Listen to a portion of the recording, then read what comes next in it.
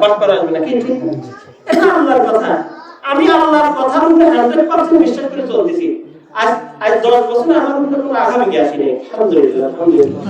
আমি সঠিকভাবে একা 10টা সময় চলি, কিন্তু একা। অনেকে তুমি একা চলতেছো, এইভাবে একা চলে নাকি, সন্তানদের বিয়ে দেবে, আমার আল্লাহ সত্য বড় লিডার। আমার সে সর্বশক্তিমান আমার আল্লাহ আমার সাথে রয়েছে। ধরুন তারপর সতর্ক থাকার কথা আছে, তাই না? সতর্ক থাকতে ওই সতর্ক আছি, কিন্তু তারপরে যদি আমি আল্লাহ যদি 100% বিশ্বাস করি, আমরা কিন্তু বিশ্বাস করি, সবাই মুসলিম বিশ্বাস করে না, বিশ্বাস করে। আমি 10 টাকা দিলাম, যে আল্লাহ 10 টাকা দিবি, ওয়াদা ছিল 20 টাকা দিলাম, কিভাবে সত্যি কিভাবে দিব, যদি না ঠিক না, এর বিশ্বাস আছে না? আমি অনেক সময় দিই, টাকা দিয়ে আমার চিন্তা করি, আমরা 1 লক্ষ টাকা দিয়ে দিলাম, এই টাকা আমি আবার কিভাবে পাবো না, আমি 1 লাখ টাকা না দিলে আমার তো 10 টাকা বাইরে করতেছি, ওই আমার কিছু 1 রয়ে যেত, আমি দিয়ে দিলাম, তুমি দিবা না, এবার এটা শয়তান আমার ধোঁকা দেয়, মাঝে মাঝে শয়তান আমার ধোঁকা দিচ্ছে, আমার শয়তানের লাগতে যায়, শয়তান আল্লাহ দেয় দিব না দেয় না, খালি বলি আমার আল্লাহর টাকা আল্লাহ দেবো, আল্লাহ দিলে দিব, না দিলে না দিব, শেষ।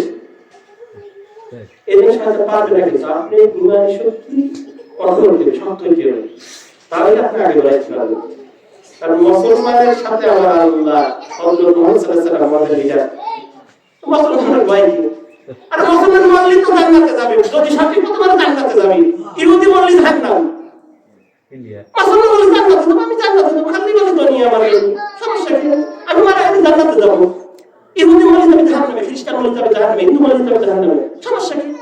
আমি বলি সমস্যা কি, আমার সমস্যাটা কি? সারা জীবন আর পারবো না, 40 বছর ধরে পারবো, 80 বছর ধরে পারবো না, আমার বুঝিয়ে আসে না, এত কথা কোনো বুঝিয়ে আসে না। রাত্রে আমি শুয়ে পড়ে চিন্তা করবেন যে আমি মুসলমান, বিনা দরখাস্তে আপনি মুসলমান হয়েছেন, আল্লাহু আকবার, আলহামদুলিল্লাহ আলহামদুলিল্লাহ।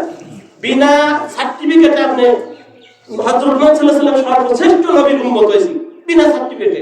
হযরত ঈসা আলাইহিস সালাম তা আসবে, নবী আসবে, উম্মত এই নবী নবী, আর আমরা বিনা হিসাবে, আল্লাহু আকবার। হ্যাঁ, আর কি রাখবো আমাদের? কিছু টাকা আছে আসলে মানুষ, আমরা কি বাঙালি, কাজ না করে পয়সা ইনকাম করি, কাজ না করে দোকান দিয়ে বাটপারি করে সুদে লাগাই ঘুষ খাইয়ে টাকা ইনকাম করবো, কষ্ট টাকা ইনকাম করতে কত কষ্ট লাগে। আমরা চাই কষ্ট না করে টাকা ইনকাম করা।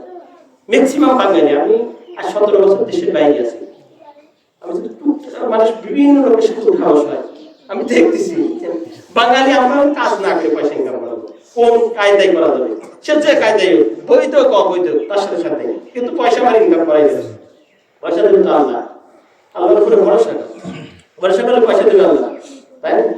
এই জন্য আসেন আমরা সবাই পরিবর্তন হই আল্লাহর দিনের উপরে, আল্লাহর রাস্তার উপরে আছি, আগে নিচে যা করছি তওবা করে সামনের দিকে আগাই, যেন মরার পরে আমার আপনি সবার শান্তি হয়। কারণ মরার পরে ওই শান্তিটাই বড় শান্তি, জীবিত শান্তি দেখতে লাভ নেই।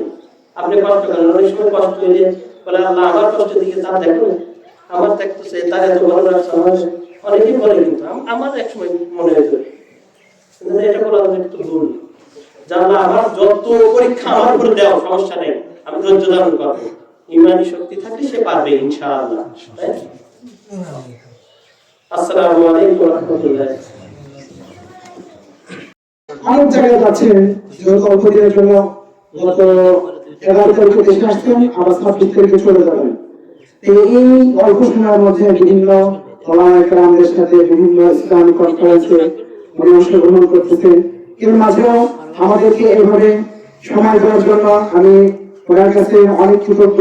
আল্লাহ তাআলা যেন ওনার জানে মালে বারাকা দান করেন এবং ওনার হায়াতের মধ্যে বরকত দান করেন এবং দ্বীনের আচ্ছা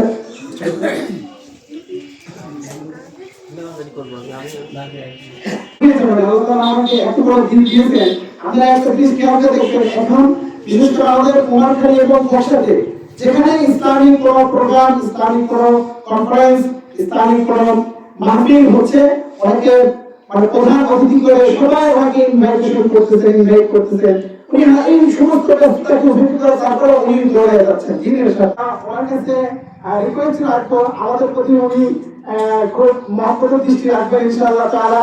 আর সর্বোপরি আমি আপনাদেরকে সবার পক্ষ থেকে আমার কাছে আমাদের একটা বিভিন্ন নিবেদন আমাদের প্রতি তো অবশ্যই দৃষ্টি রাখেন। আর আল্লাহর ঘর মসজিদ আল্লাহ তাআলার ইচ্ছায় এখানে আল্লাহ তাআলা কবুল করেছেন।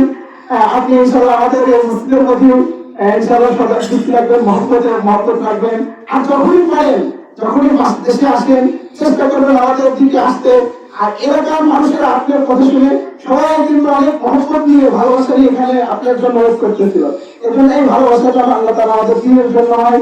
ময়দানে মাস্টারে 7 শ্রেণীর মানুষ আজকে আজীবন নিচে যাওয়া পাবে। তার মধ্যে একটা টাইপ হলো, এক শ্রেণীর মানুষ হলো যারা তাহাব্বালিল্লাহ, যারা পরস্পরে আল্লাহ তাআলার জন্য ভালোবাসা, হৃদ্যতা, মহব্বত রাখে।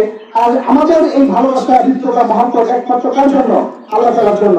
আমি জনাবের কাছে নিবেদন এবং দোয়া করে আমি তো জনাবের অনেক প্রোগ্রাম রয়েছে, বিশেষ করে মুশরিক করে দিতে যাবেন, বিভিন্ন জায়গায় দৌড়ে যাচ্ছেন।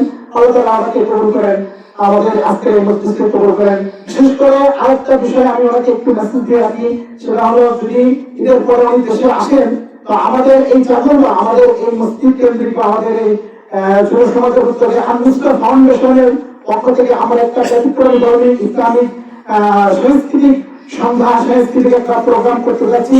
এর মধ্যে কিছু সেগমেন্টেশন এমন রয়েছে যেটা ব্যতিক্রমী বলবো।